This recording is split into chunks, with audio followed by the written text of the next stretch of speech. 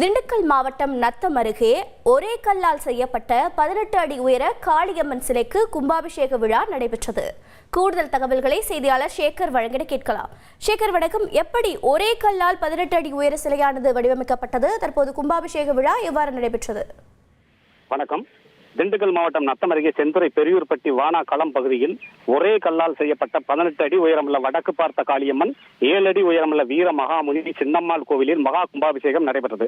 தமிழ்நாடு முழுவதும் உள்ள காளியம்மன் திருக்கோவில்கள் கிழக்கு பார்த்த முகமாகவே இருப்பது வழக்கம். ஆனால் இங்குள்ள காளியம்மன் வடக்கு பார்த்த முகமாக வைக்கப்பட்டிருப்பது இதன் சிறப்பம்சமாகும். 3 கால யாக பூஜைகள் நடைபெற்ற பிறகு மேலதானங்கள் முழங்க யாகசாலையில் வைக்கப்பட்டிருந்த 20க்கும் மேற்பட்ட புனித தலங்களில் இருந்து கொண்டு வரப்பட்ட புனித தீர்த்த குடங்கள் கோவிலை சுற்றி வலம் வந்து சிலையின் உச்சிக்கு எடுத்துச் செல்லப்பட்டது. அப்போது வானத்தில் கருடன்கள் வட்டமிட்டது. பின்னர் பக்தர்கள் குலவை சத்தமிட சிவாச்சாரியர்களின் வேத மந்திரங்கள் முழங்க புனித தீர்த்தம் 18 அடி உயரமுள்ள வடக்கு பார்த்த காளியம்மன் சிலை மீது ஊற்றப்பட்டு சிறப்பு பூஜைகள் நடைபெற்றது. இந்த கும்பாபிஷேக நிகழ்ச்சியில் செந்துறை பெரியூர்பட்டி மற்றும் அதன் சுற்று வட்டார கிராமங்களைச் சேர்ந்த ஏராளமான பக்தர்கள் கலந்து கொண்டு சாமி தரிசனம் செய்தனர். கும்பாபிஷேக விழாவில் கலந்து கொண்ட பக்தர்களுக்கு அன்னதானம் வழங்கப்பட்டது. விவரங்களை வழங்கியதற்கு நன்றி சேகர். செய்திகளை உடனுக்குடன் தெரிந்து கொள்ள உடனே சப்ஸ்கிரைப் பண்ணுங்க.